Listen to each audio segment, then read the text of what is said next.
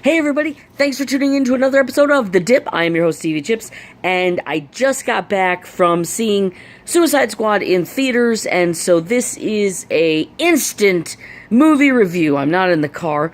I'm in fact at home. I'm sitting on my bed, and I've got my Joker. That was awesome. My Joker that I got in this month's Nerd Block. Yeah, so we just got back from Suicide Squad. This movie has been taking it on the chin from critics in the past few days, saying it's bland and boring and convoluted and all sorts of different words that really don't make a lot of sense, because I actually thought the movie was really good. It's a lot of fun. It's got great characters. It's a character film. So, at times the plot does suffer from the fact that that David Ayers tried to give all of these characters just a little bit of meat to them. And I think he does a very good job. All of the acting, I can't really think of a weak link here. Perhaps Jai Courtney, who just... I don't know, Jai, man. You can't seem to get over the hump. He seems like a perfectly good actor. He's getting a lot of work, but he just never seems to quite get over that hump of the characters that he's playing, and so I think his character fell a little bit flat at times. But I think everybody else was phenomenal. I thought Viola Davis was impeccable as Amanda Waller. Amanda Waller is one bad bee, and Viola Davis is also one bad bee, because she does a fantastic job. I think sometimes Joel Kinsman got a little bit ahead of himself, and so he suffered a little bit, and I think some of the other characters were they had a little bit of an issue here and there. But none of them were played as perfectly, I think, as Harley Quinn was played by Margot Robbie. She was crazy and manipulative and free-spirited, which is what Harley Quinn should be. And one of the things that I loved about this movie, and I don't feel like this is a spoiler, because you kind of got that sense a little bit in the trailers, the role reversal here with Harley Quinn and Joker are 100% flipped.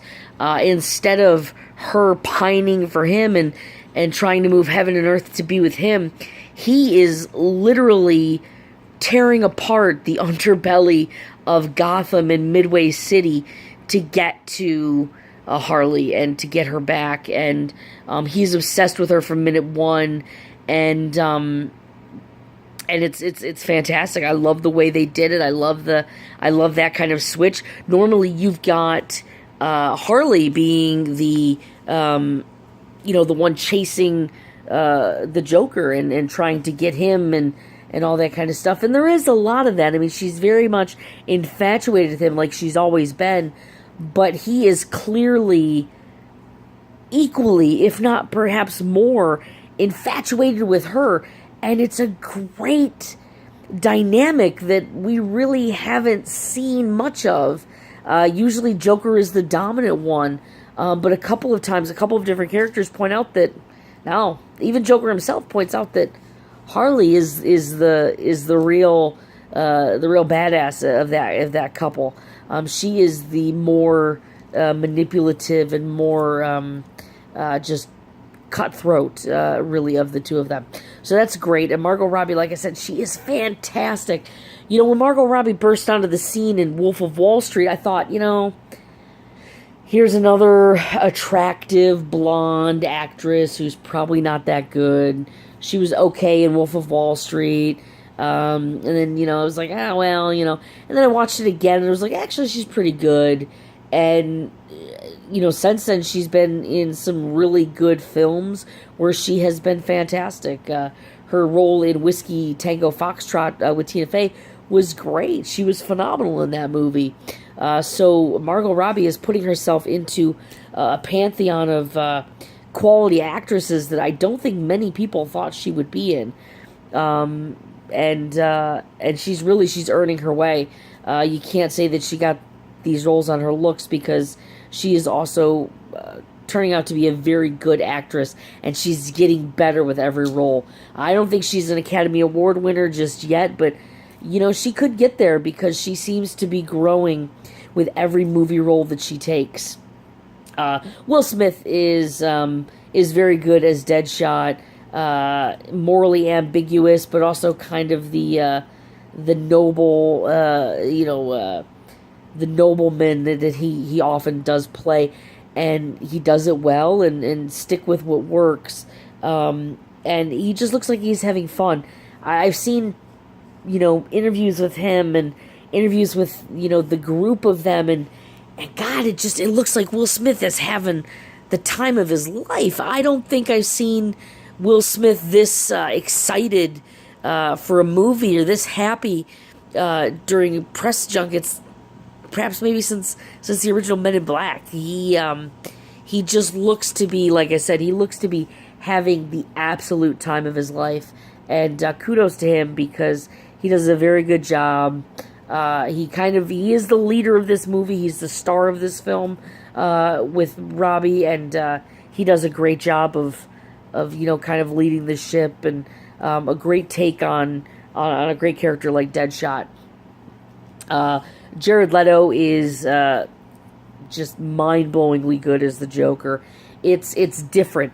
The one thing that is great about this character is that we've had some people, playing him in the past. We've had Cesar Romero, and then you had Jack Nicholson. And Jack Nicholson didn't play the Cesar Romero character.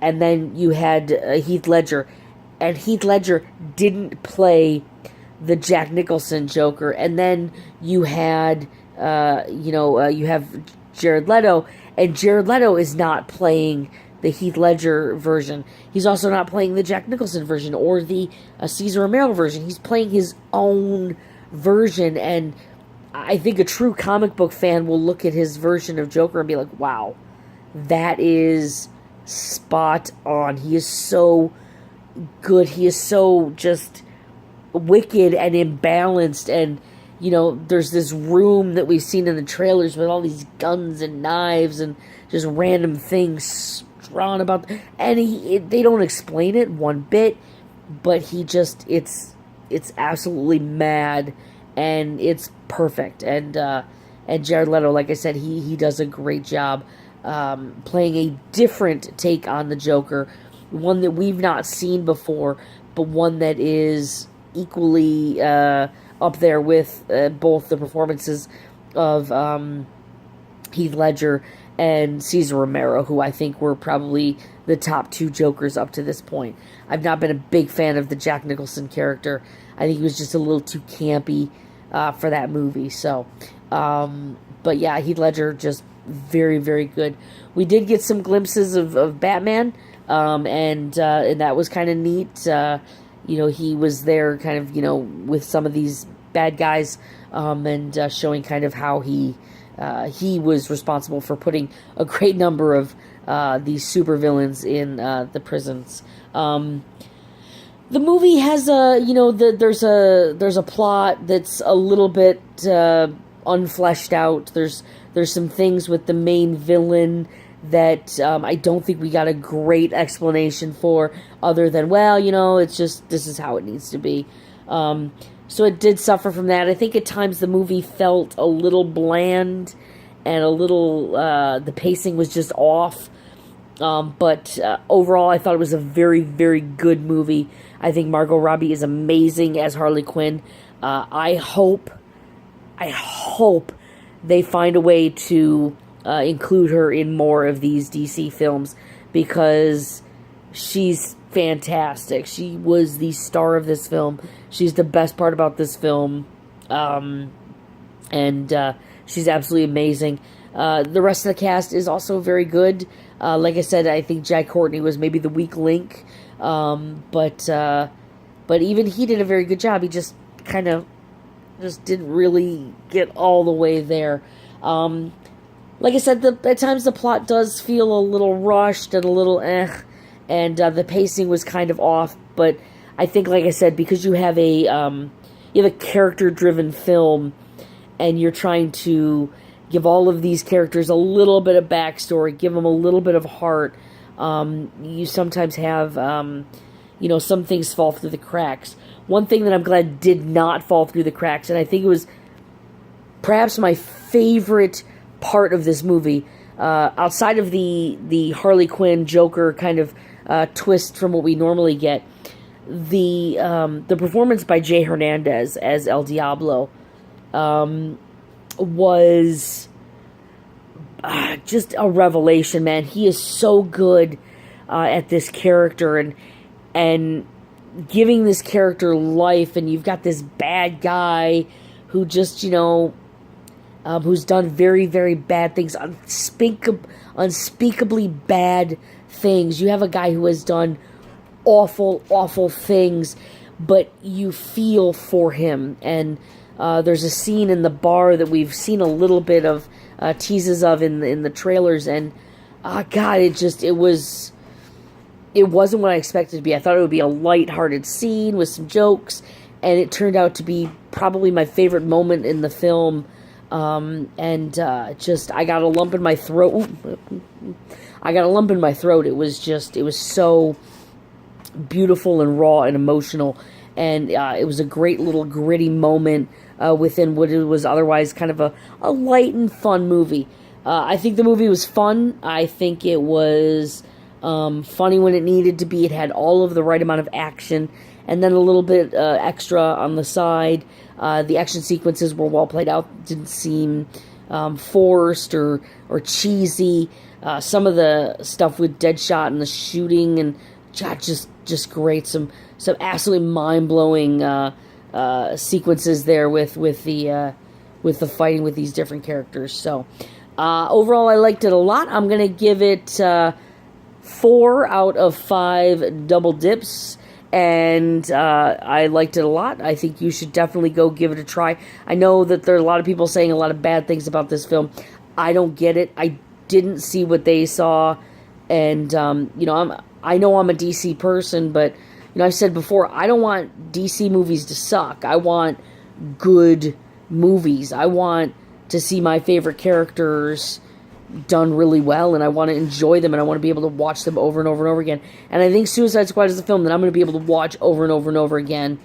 And for that, I really, really liked it. So that's my review. Like I said before, you can catch a little bit more in-depth of a review on sportsradiodetroit.com. I will put a link to that article in the details below. Once that is up and live, that should be up shortly, probably within the next few days.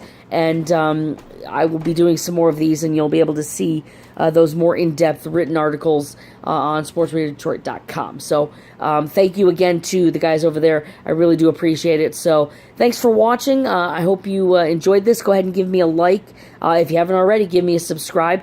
And check out that contest on my page. That's still going. On my last video, I made an announcement on a contest. So check that out. Give me a subscribe. And give me a share and all that kind of stuff. And let me know what you thought of the movie. If you've seen it already, or if you're planning on seeing it, or if you don't plan on seeing it because of whatever reason, let me know. Let me know what you think in the comments. Hit me up on Twitter and Facebook at TV Chips. And like I said, you can also check me out once that article is up on sportsradiodetroit.com. All right, thanks a lot, guys. Have a good one. We'll see ya.